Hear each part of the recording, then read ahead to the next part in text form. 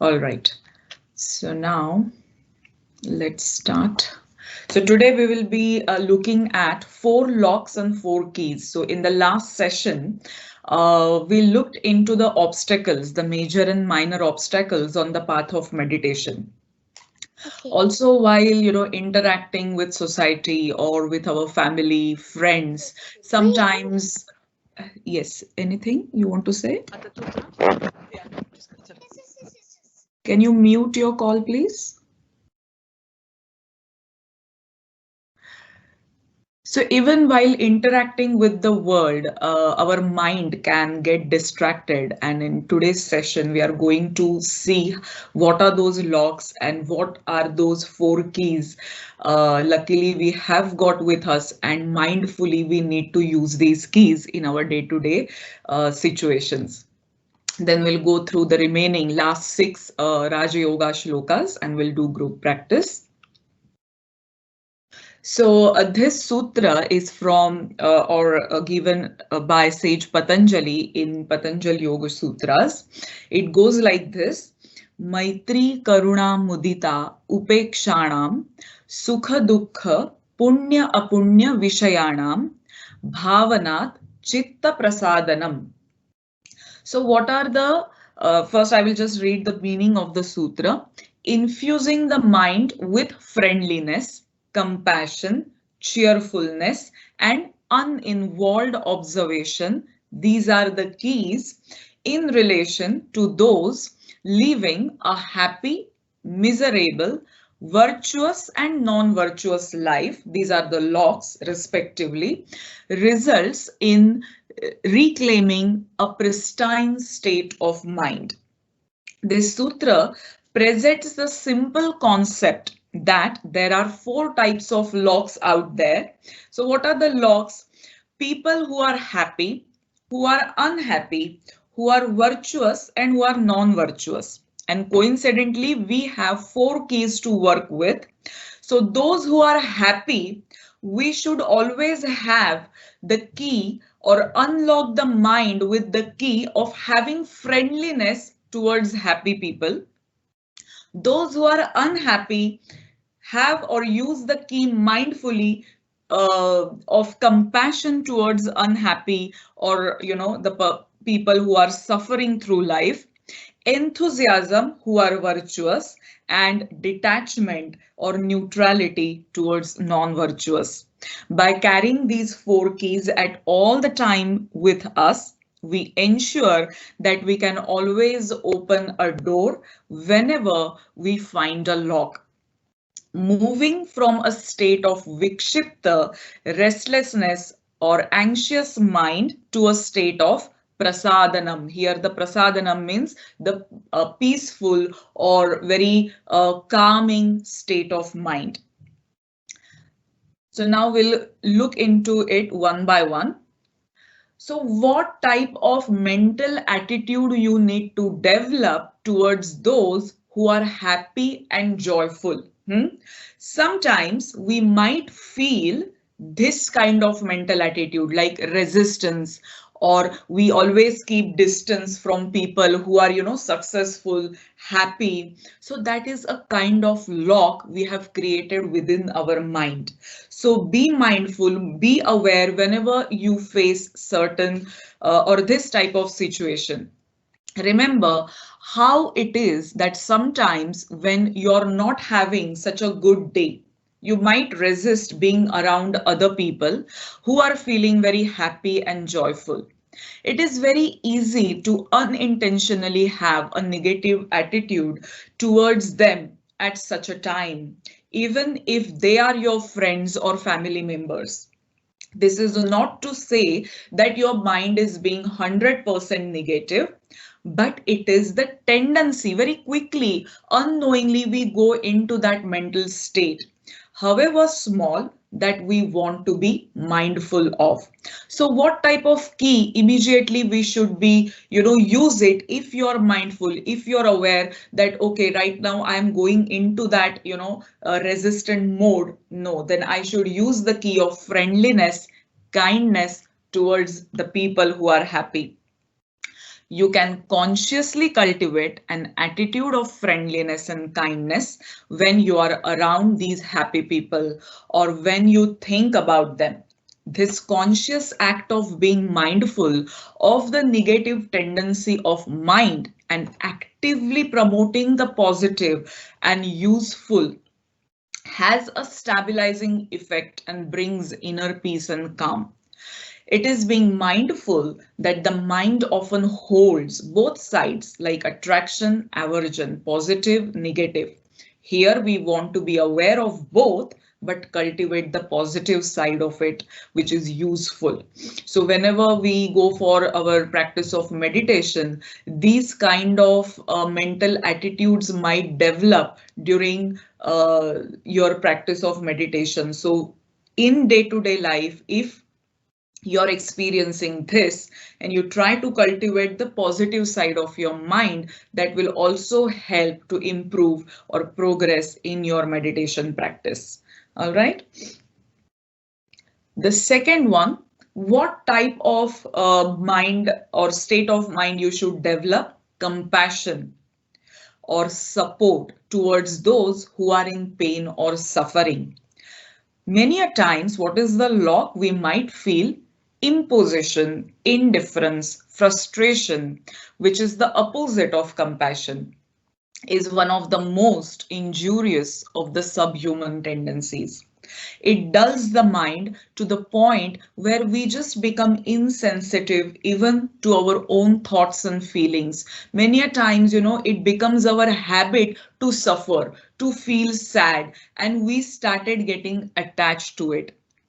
So that time you need to be very much aware of it. This insensitivity shrivels the heart and narrows the mind. We no longer see the difference between a material object and a living being. We treat ourselves and others mindlessly, filling our inner world with pain and sorrow and inflicting our inner pain on those around us. So that negativity, that pain also, just makes the your family life or the atmosphere in your family or in your house also very negative. So better to cultivate and use the key of compassion and support. It is good to observe that inclination of the mind, however small, it just means to be mindful of it, while at the same time consciously cultivating compassion and support for those who are suffering.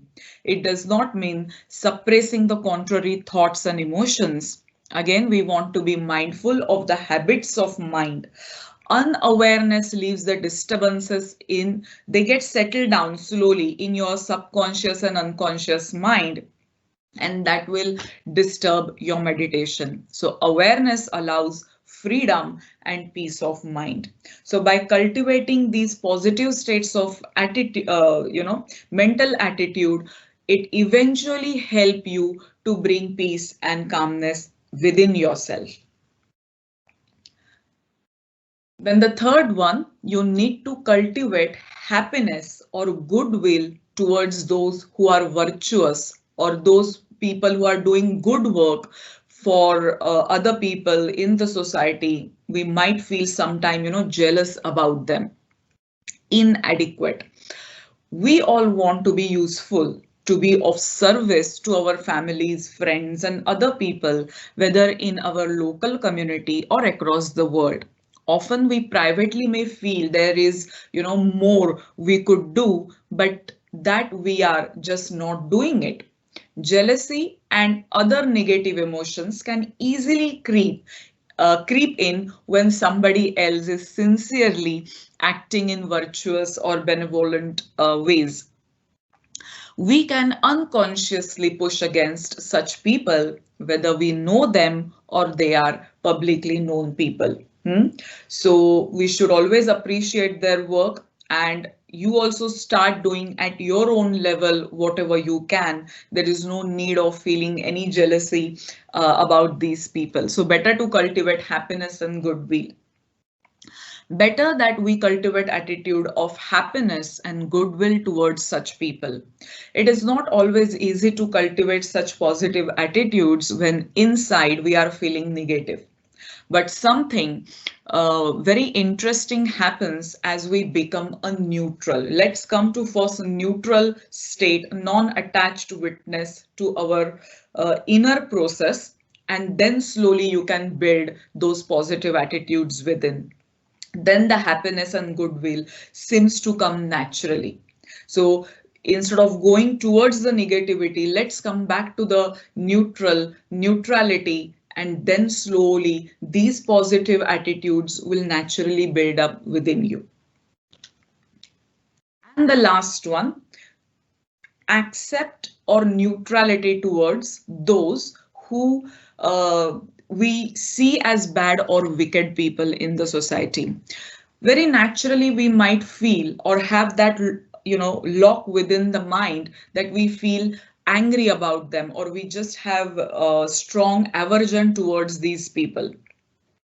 Most of us have some limits of what we find as acceptable behavior. We might sincerely hold the belief that all people are pure at their deepest level. Yet uh, are there not some individuals you think to be dishonest, mean, or even wicked? Are there not some behaviors that you consider so outside of acceptable conduct that it strongly causes you to feel anger and frustration? Even if you really feel strongly about some other person in this way, is it not also true that you yourself carry the burden of this? How to be free from that is the question. So by feeling that anger, by feeling that aversion, you yourself, uh, affect the state of your mind. So have that time neutrality, just acceptance. The antidote is to cultivate an attitude of neutrality, indifference, acceptance, or equanimity.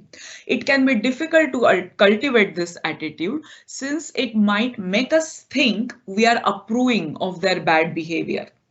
We seek the neutrality of inner balance and equanimity, which does not mean approving of the person's actions. In fact, cultivating attitudes of neutrality might go a long way in being able to cause change.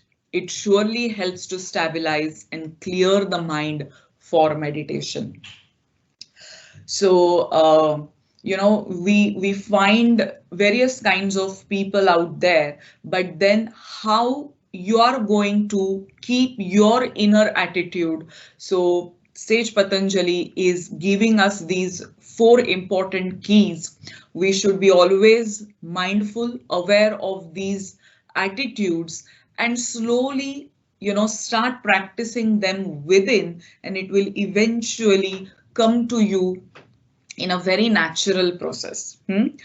So what we will do now is, before we start our shloka practice, let's do a very small meditation of love and kindness meditation. So if you want, you can make your video on so that I can see you. Wherever you are, you can just sit comfortably. See to it, your back is straight. You relax your palms on your thighs, palms facing the ceiling. And gently close your eyes. Whatever we have,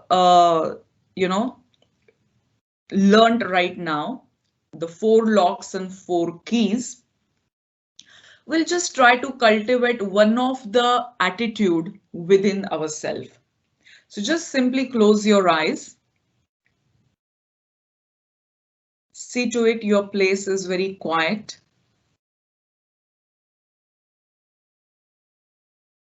Your body is relaxed and comfortable.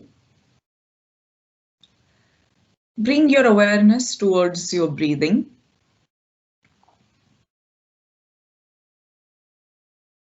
Slow down your breath. Feel the flow of your breath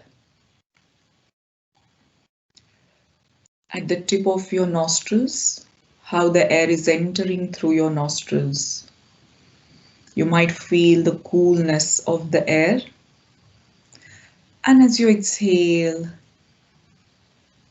a bit of warm air is coming out. If there are any thoughts, with each exhalation, remove those thoughts. Make space within your mind. Empty your mind.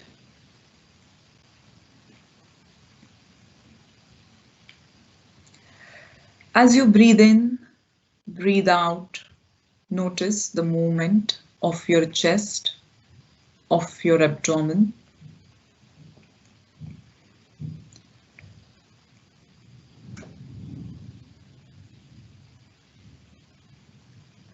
Try to recollect all those locks and keys we have just now studied, learned.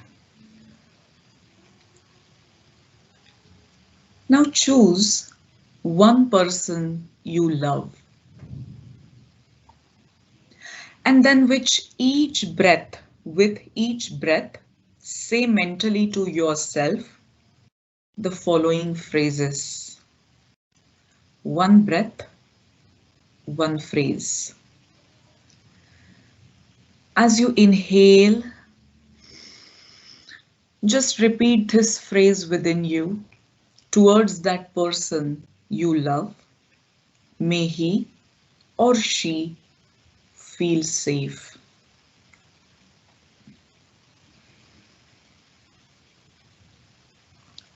Let it sink down in your subconscious, unconscious mind. With second breath, repeat this phrase within you. May he or she feel happy.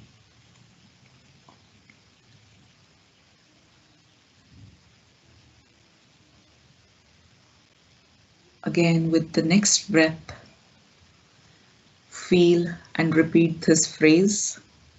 May he or she feel always healthy.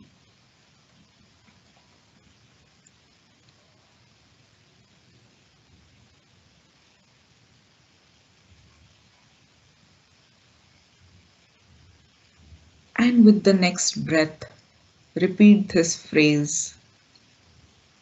May he or she live with ease, with content mind, and achieve his goals or her goals in life.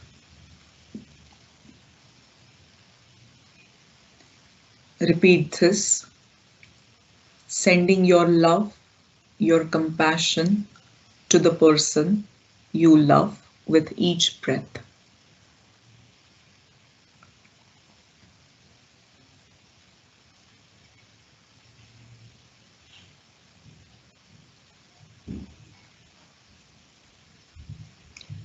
With next breaths, expand your visualization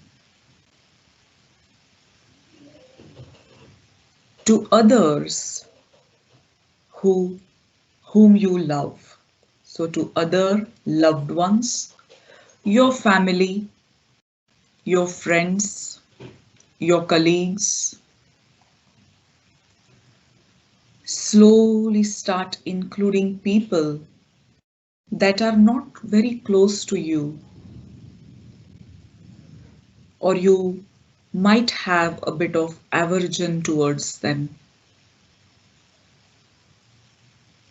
or even you might hate anybody.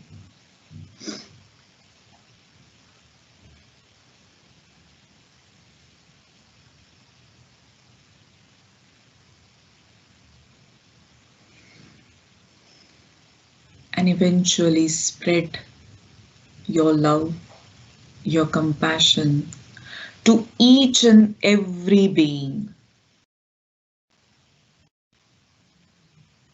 Slowly let this attitude of love and compassion cultivate within your mind, and it becomes just part of you, not only to people you love, but to each and every being.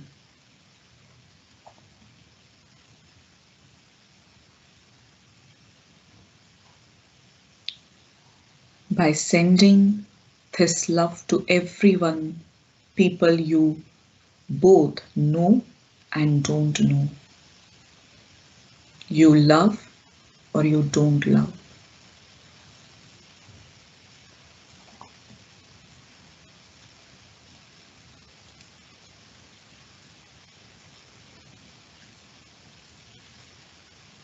By cultivating this attitude within your mind, feel your heart full of love and compassion, your mind at ease, peace, relax, full of bliss. And this or such mind can naturally become one-pointed and can meditate.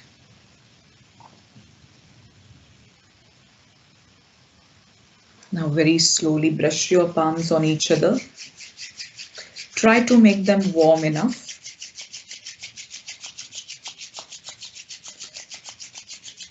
Place them on your eyes and feel the warmth.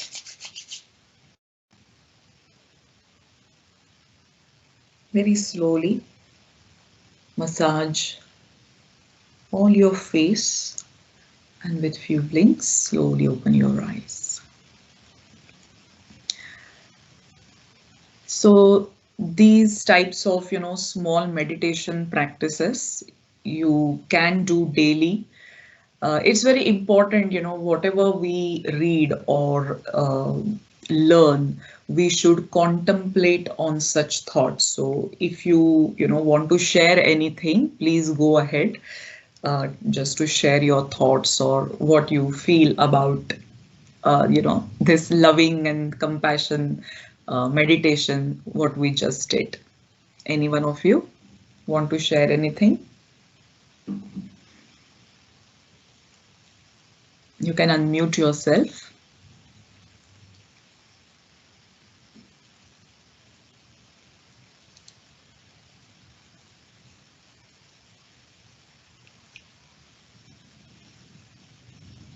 It was a very fine practice. Yeah.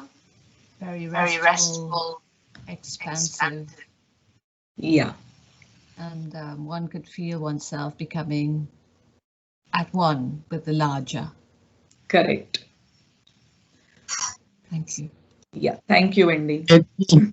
Yes. Etki. Yeah.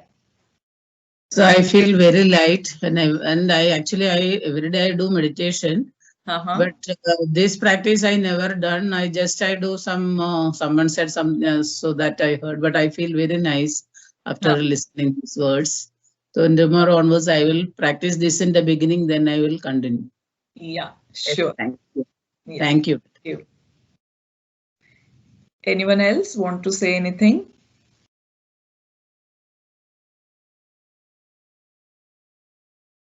Okay. So now we'll proceed.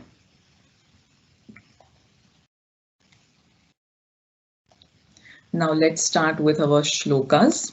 So we'll go and learn this shloka 13. Prashantamanasam hyenam yoginam sukhamuttamam upaiti shantarajasam brahma bhutamakalmasham. So the meaning of this shloka: great transcendental happiness comes to the yogi whose mind is calm, whose passions are subdued, who is without sin, and who sees everything in connection with God. Now, sadhakas often ask how they can know that they are progressing in their sadhana. The answer is embedded in this verse. Prashanta Manasam. What is this Prashanta Manasam?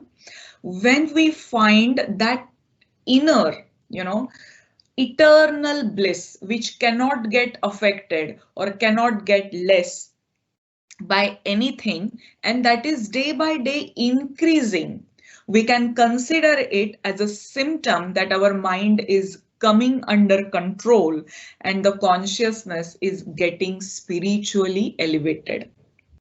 Here Shri Krishna says that when we are Shantarajasam, the second line, the word Shantarajasam means what? Free from all passions. And Akalmasham means sinless. We are not involving ourselves into any wrong action. Then we will become Brahma Bhutam, means endowed with God realization. At that stage, we will experience what kind of sukha? The highest state of sukha, the bliss. Sukha Uttamam. So this is the shloka where Shri Krishna is explaining what kind of happiness you will experience once you get free from all passions, once your mind becomes very calm. Prashanta Manasam. Then shloka 14. Yunjannevam sadatmanam yogi vigata kalmashaha sukhena brahma samsparsham atyantam sukhamashnute. The self-controlled yogi, thus uniting the self with God, becomes free from material contamination, and being in constant touch with the Supreme achieves the highest state of perfect happiness. See, we go through various types of happiness. It can be classified as tamasic, rajasic, sattvic, and nirguna, which is the highest state of perfect happiness. Now, what type of tamasic happiness? This pleasure is derived from the luxurious life, or many people have various types of addictions, and out of that they get pleasure, but that happiness, that pleasure is kind of tamasic pleasure: eating meat products, consumption of alcohol, oversleeping, and then they just get that happiness out of it. So that is classified as tamasic happiness. Rajasic happiness, this is the pleasure from the gratification of our five senses and mind. Then sattvic happiness, this is the pleasure experienced maybe through practicing certain virtues like yama and niyamas, ahimsa, brahmacharya, satya, asteya, aparigraha, ishvara pranidhan. So you might get that sattvic kind of pleasure or happiness. Just now, we did this compassion meditation, and you might have, experienced a kind of that calmness, peace, and that is nothing but the inner bliss and happiness. By helping others also, we get happiness, that pleasure. So that is a sattvic kind of happiness. Or by cultivation of knowledge. So after reading scriptures, also we feel happy, or practice of meditation. But then what is beyond this is the nirguna happiness. This is the divine bliss of God, which is infinite.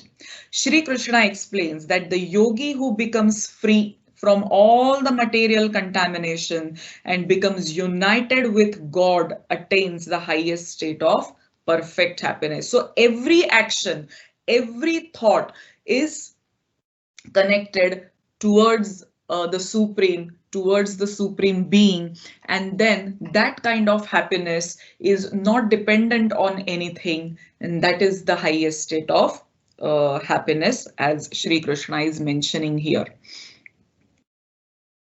Now, Sukhamatyantikam yattat buddhigrahyamatindrayam veti yatra na chaivayam sthitaschalati tattvataha.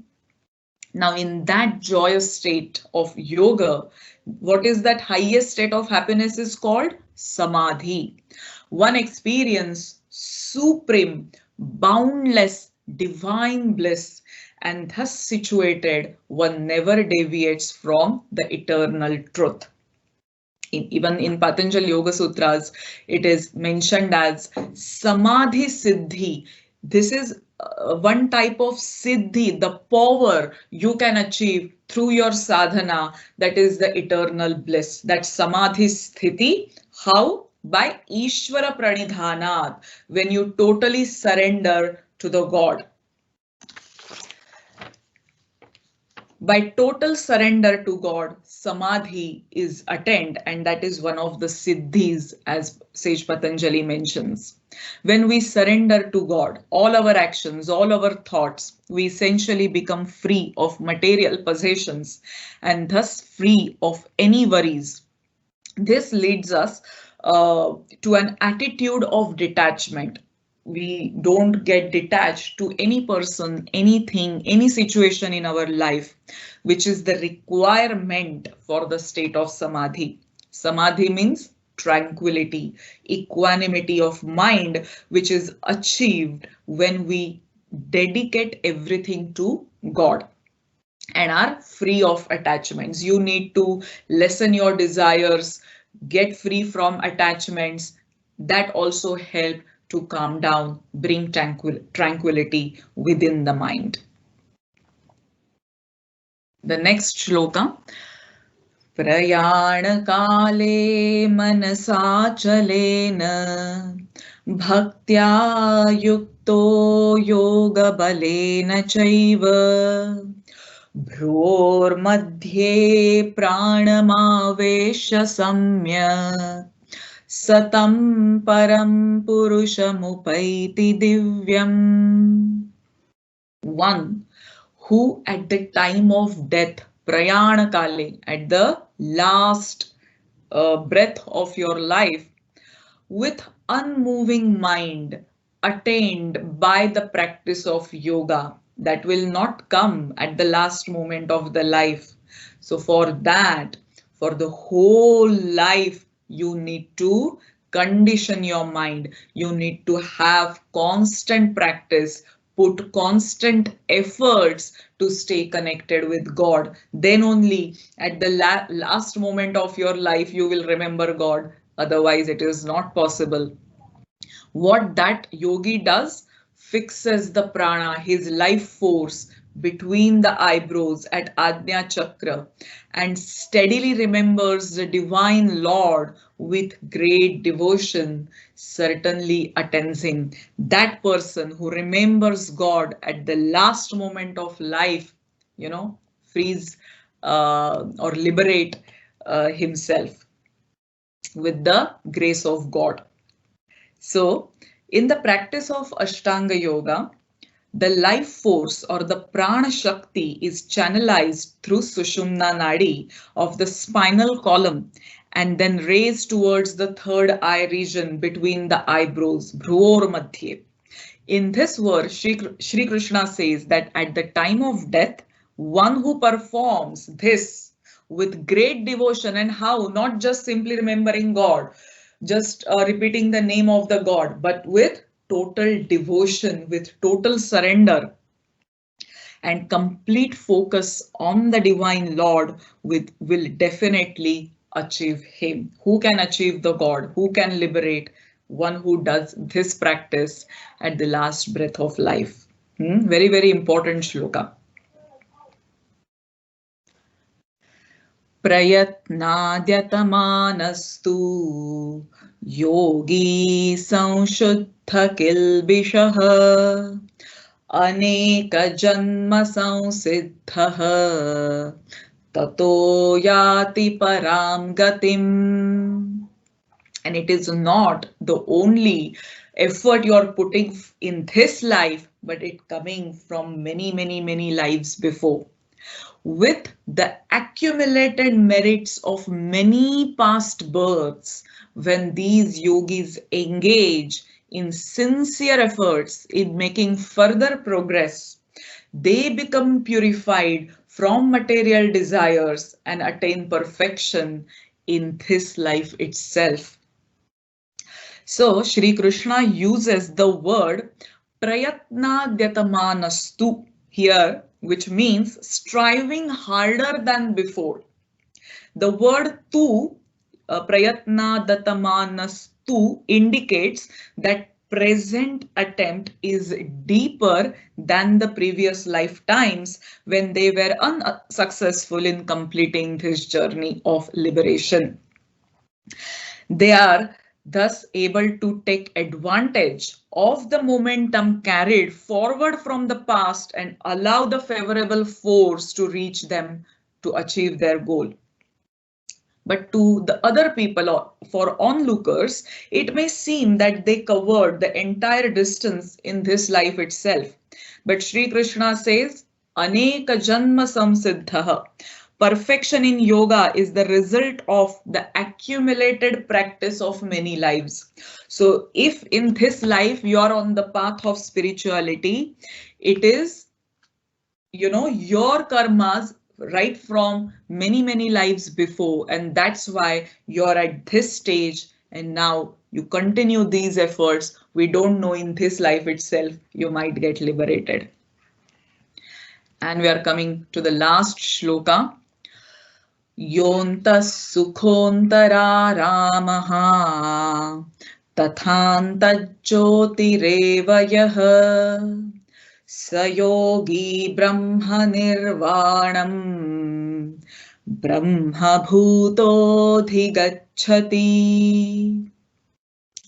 Those who are happy within themselves without any reason, their happiness is not dependent on any external object or person or situation, enjoying the delight of God within and are illumined by the inner light. Such yogis are united with the Lord and are liberated from the material existence.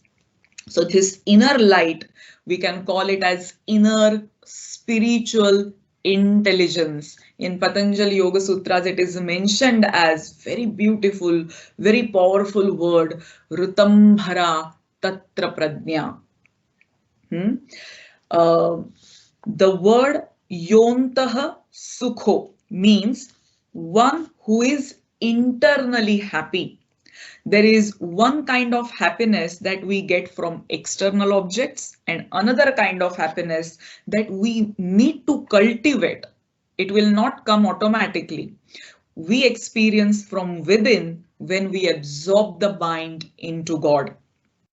If we do not experience happiness within, we will not be able to permanently resist external temptations. But when the bliss of God starts flowing within the heart, then the fleeting external pleasures seem trivial in comparison and are easy to renounce. When you can renounce the external objects, external pleasures, only when you know the importance, about this supreme being, then only you will feel that all these external objects or materials are nothing in comparison with the bliss towards God. Now, this, as I have mentioned, the spiritual intelligence or the vision, which automatically gets, cultivated within you, is called as Rutambhara Pradnya. It only comes with the Lord's supreme blessing. You need your gurus or the God's grace. It wards off our bondage to the material world. As soon as this prajna manifests, man's desires, thinking, and actions undergo a very huge transformation. It glorifies our life and leads us towards supreme fulfillment. So all your sadhana should lead us towards this, creation or the cultivation of this Ritambhara Prajna. And then you will achieve that state of liberation, God realization, and the moksha. So here with this last shloka, we are ending with Raj Yoga Shloka Sangraha. So let's end it with Sankalpa Vakya. Om Tatsaditi Shrimad-Bhagavad-Gitasu Upanishatsu Brahma Vidyayam Yoga Shastre Shri Krishna Arjuna Samvade Raja Yoga Shloka Sangraha Harihi Om Tat Sat.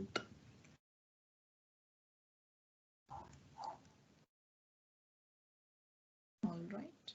So now we will do our group practice.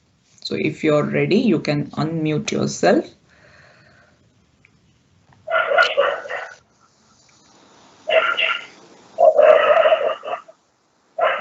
So we'll start. Please repeat after me. Prashantamanasam hyenam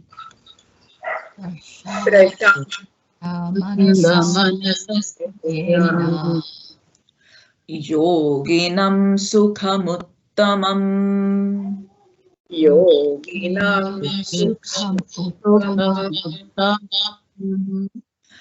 upaiti shantarajasam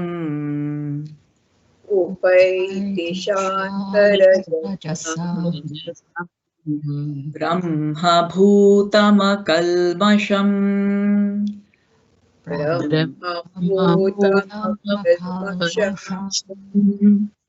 What we'll do, we'll repeat one more time. Okay? Yes. Prashantamanasam hyenam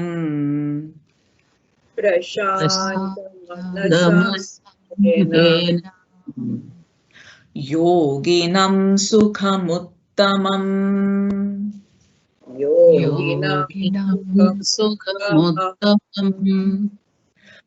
upaiti shantarajasam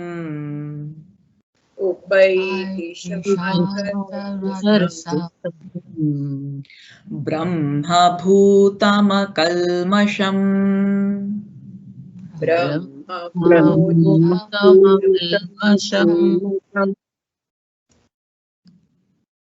yunjannevam sadatmanam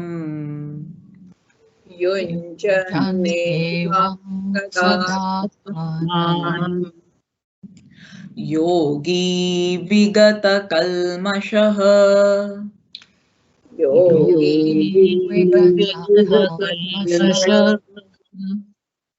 sukhena brahma samsparsham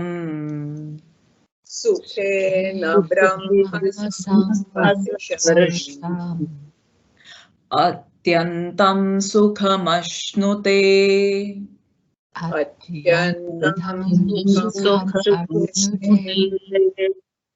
We'll repeat one more time. Yunjannevam sadatmanam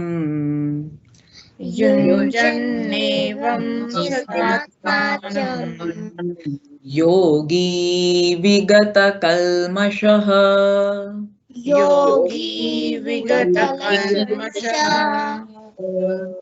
sukhena brahma samsparsham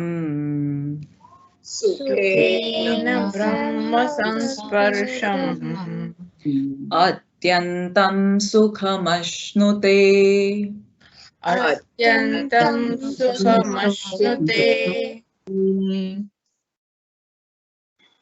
Sukhamatyantikam yattat Sukhamatyantikam yatta buddhigrahyamatīndriyam. Buddhi.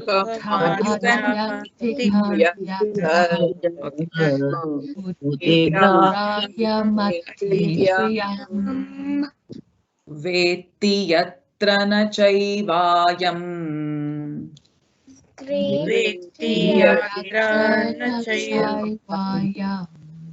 Sthitaschalati tatvatah.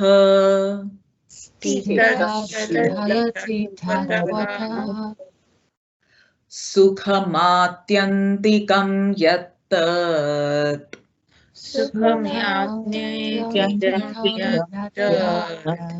Buddhigrahyamatīndriyam.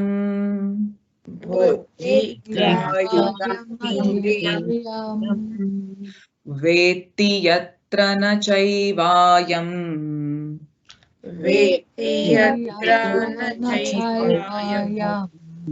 Sthitaschalati tatvatah.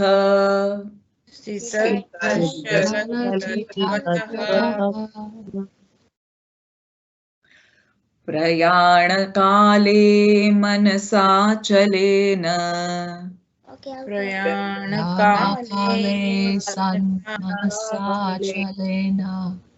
Bhaktya yukto yoga balena chaiva.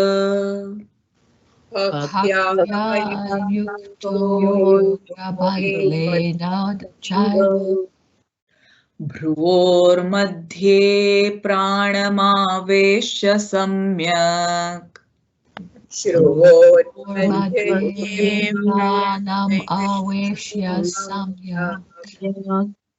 Satam param purushamupaiti divyam.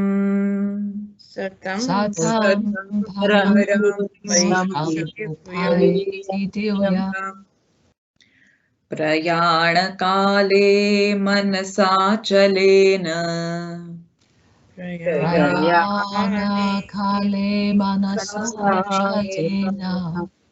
Bhaktya yukto yoga balena chaiva.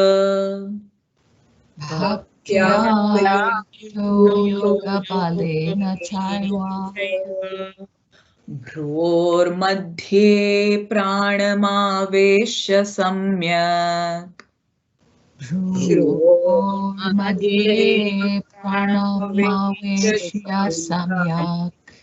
Satam param purushamupaiti divyam.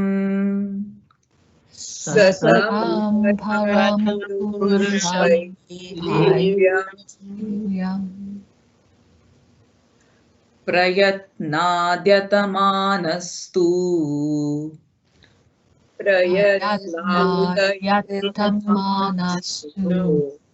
Yogi samshuddha kilbishah.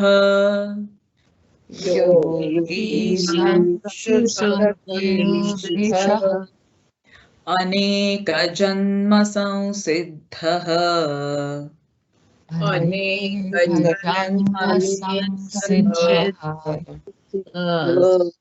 Tato yati param gatim.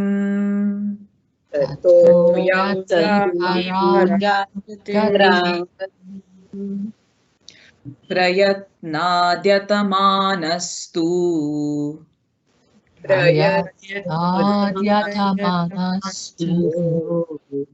Yogi samshuddha kilbishah.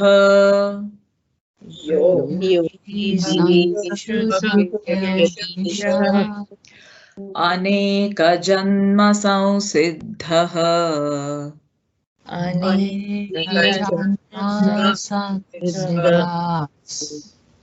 Tato yati param gatim.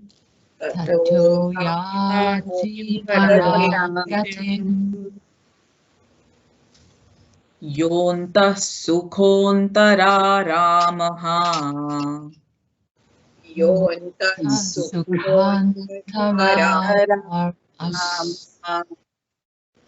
तथान्तज्योतिरेव यः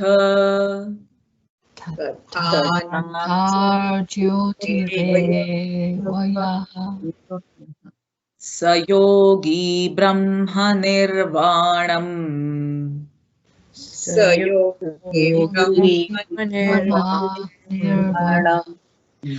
ब्रह्मभूतोऽधिगच्छति।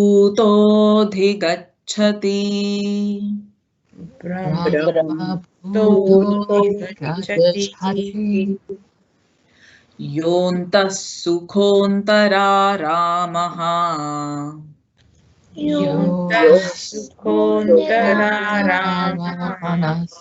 तथान्तज्योतिरेव यः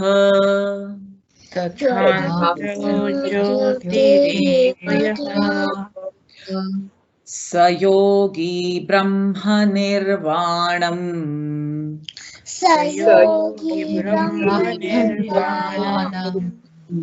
ब्रह्मभूतोऽधिगच्छति।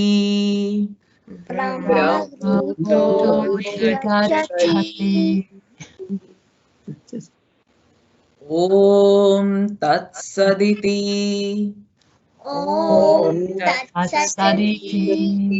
श्रीमद्भगवद्गीतासु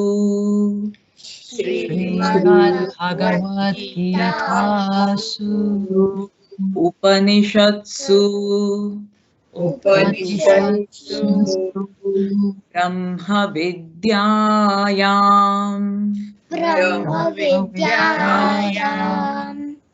योगशास्त्रे श्रीकृष्णार्जुनसंवादे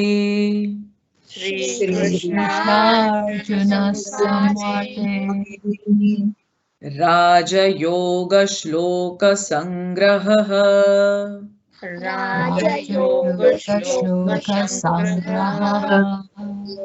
हरिः ॐ तत्सत्।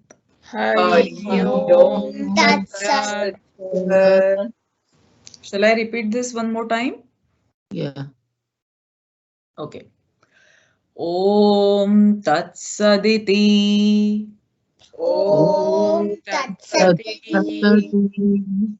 Shrimad Bhagavad Gitasu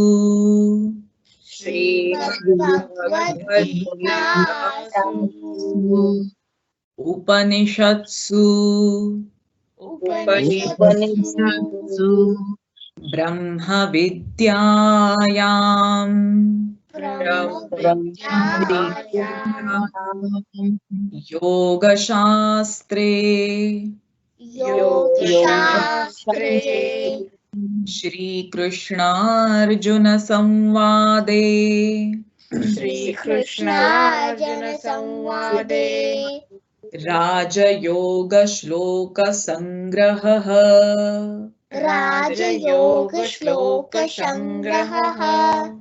Hari Om Tatsat.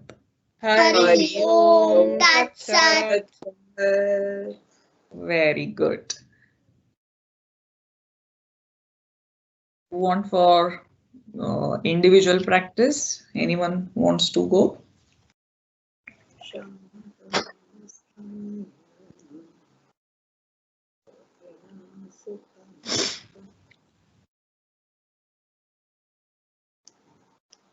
Is this Shriya there? Yes, she's here. Shriya, you want to chant? No. No. You want to repeat after me?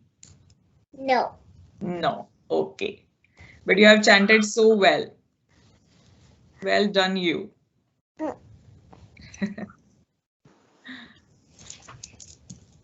Okay. Anyone of you want to try any shloka?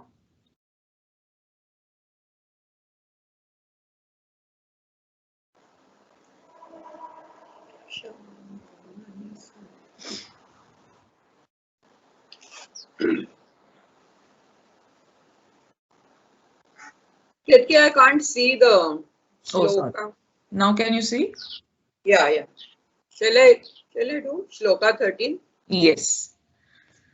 प्रशान्तमनसं ह्येनं योगिनं सुखमुत्तमम् उपैति शान्तरजसं ब्रह्मभूतमकल्मषम्. Very nice. Thank you. Yeah. You want to chant any other shloka? 14. Yeah. युञ्जन्नेवं सदात्मानं योगी विगतकल्मषः सुखेन ब्रह्म संस्पर्शम् अत्यन्तं सुखमश्नुते. Very nice. Thank you. Yeah, thank you. Anyone else want to chant 15?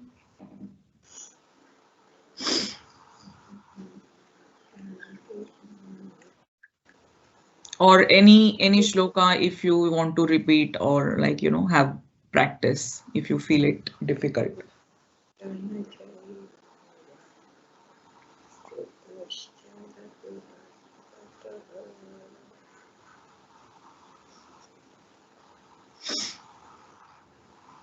I'll try this one, Keiki. Yeah. Sukham atyantikam yatad buddhigrahyam atindriyam veti yatra na chaivyayam stitaschalati tatvataha. Very nice, Wendy. Kate, can I just have a question about Shloka 16? Why is the tune? Sorry about that, but why is the tune different? Yeah, because that goes in different chanda. Oh, I see. Okay, I'll leave that for someone else. Thank you. So this tune cannot be, you know, we cannot apply to this shloka because they are in different chanda. Would one know that just by looking at the verse? Huh? That would one know that it is in a different chanda just by looking at the verse? Oh, I'm not that expert in Okay. the grammar side. Right. Well, yeah. Well, I won't be that daring to try it. I'll leave that for someone more expert than I am. And that the way, you know, we have learned. So always in you know, these kind of shlokas go, you know, in last sessions also we chanted. So always we, you know, have that different tune for these shlokas. I think most of the shlokas in Anushtup Chanda, but I think this might be something different. Yes, quite. There's something called Trishub. Maybe. Trishub Chanda. I think it's, I was looking, we were looking at the verse, discourse 2 in the Bhagavad Gita, and the Swami was mentioning this business of the change of the meter. Yes. From Anushtub to Trishtub. Okay. Thank you. But you know, you will eventually remember this tune as well for this shloka. Yes, of course, with practice. Yes. So anyone wants to try this with different tune? If you remember that tune.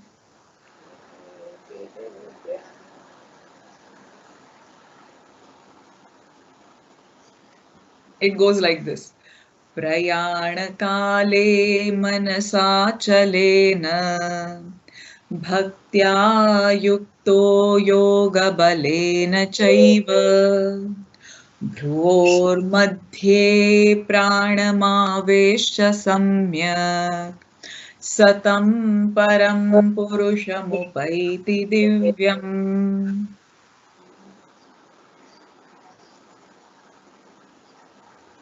Very nicely chanted. I think for us who are here, we'll need to look again at when you upload this. Yes, record. Recording, yes. Anyone wants to chant 17? Last 2 shlokas.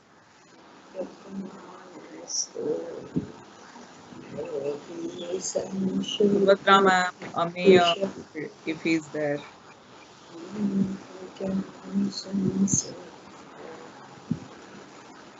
Hey Malata, you want to try? Yes, I can try. Yeah. It goes like this. Yogi. Prayatnadyatmanastu. Prayatnadyatmanastu yogi sanshuddha kilbishah aneka janma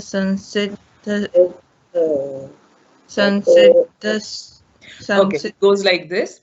Hmm? Aneka janma samsiddhah tato Ane- yati param gatim.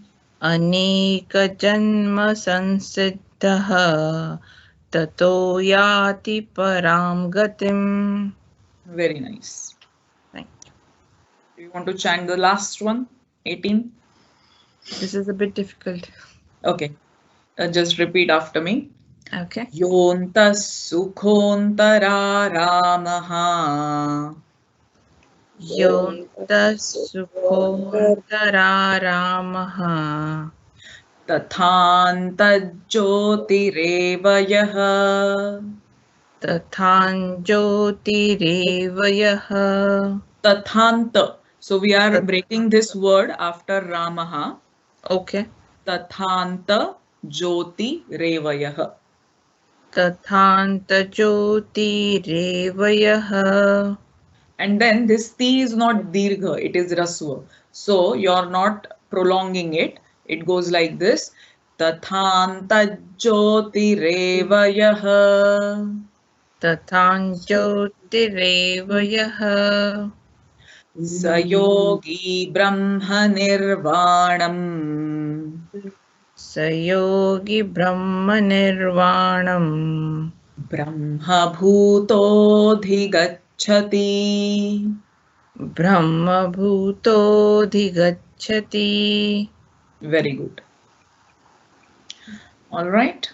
So thank you for joining in today, and I will put the recording of all these shlokas and also the recording of the session. And we'll see you next month with next Sangraha, that is Jnana Yoga Shloka Sangraha. Okay. So we have completed Karma Yoga, Bhakti Yoga, and today Raja Yoga. From next month, for another 3 months, we'll go through Jnana Yoga Shloka Sangraha. All right. So you all take care, have a good weekend, and we'll see you next month. Thank you. Bye bye. Thank you. Thank you. Thank you.